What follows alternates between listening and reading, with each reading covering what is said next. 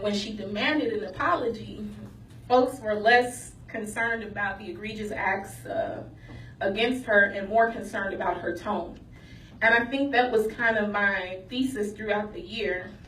Everywhere I went 12 months ago, 13 months ago, when I started to build this council out, it was almost like, you know, how dare you have the audacity to come into these policy rooms, try to build coalition, bring community stakeholders together, and then form a statewide council that the state will have to pay for. I think that was the biggest issue, right? And I think the spirit of the women that we have saw emerge this year. Over 500 women this primary ran for office.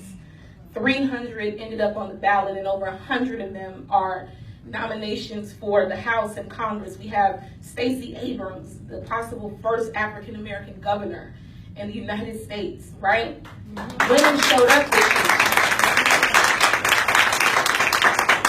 And it wasn't just me, it was every woman that I came around that said, you owe me an apology. And it was that demanding nature that put a lot of us on the forefront like never before. Just a little bit of background. The reason why I'm standing here is a lot of it has to do with the fact that I did build out the Illinois Council on Women and Girls. But that started, like I said, 12 months ago. I was reading online an article about a year ago. I know it seems like eons since the 2016 elections. You know, I feel like an old person talking to my nieces and nephews. There was once a time, right? Like we had an actual president. But I was reading online, and there was an article on Politico that said, White House Council goes dark, Trump administration eliminates the White House Council on Women and Girls. And this council essentially gave us federal protection. It was the way that we looked at policy through a gender lens to protect women nationally. And this administration had deemed it redundant. And so I thought, since they got rid of it as an executive order, I'm going to bring it back on the state level, and this time it's going to be a law, so they can't get rid of it. And that's exactly what we did. I went to 68 out of 102 counties, all the way up to northwest Galena, down to Moline in the west, and all the way down to Cahokia and Danville, Illinois. And everywhere I went, red district, blue district, Democrat, Republican, all the women had the same response. We wanted to build longer tables and not taller walls, and we wanted to work together. And that's exactly what's going to get ready to happen with this council. And so I do want to just wrap up because I want us all to get to know each other. And of course, I know Kim has to leave too. She's a very busy woman. But Shirley Chisholm once said, who's also a member of me and Kim's sorority. Shirley Chisholm once said, you don't make progress by standing on the sidelines, whimpering and complaining. You make progress by implementing ideas. And I want everybody in here to think long and hard about the ideas that you have for this country and the next generation.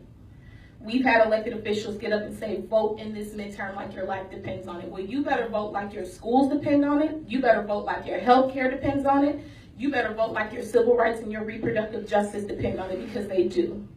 And we need to get women like Kim Foxx reelected into office. Yes. We need to get women like Juliana Stratton and Lauren Underwood elected into office. Yes. We need to get women elected. We need to get them elected, and then we need to make sure that they have the support that they need on the ground. And that starts with us. A lot of what I experienced building this out, a lot of the opposition didn't come from men. It came from women. It came from women who are not comfortable, not only with young women standing in front of a room, but with black women standing in front of the room. And we have to break that, because the only way we cross the finish line is if we cross it together. That is the only way we finish.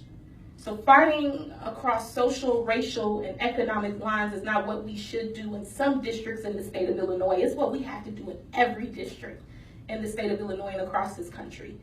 And so, as I know I'm preaching to the choir because you guys are going to get out the vote, right? Yeah. We're going to get out the vote. Let me hear you. Are we going to vote? Yeah!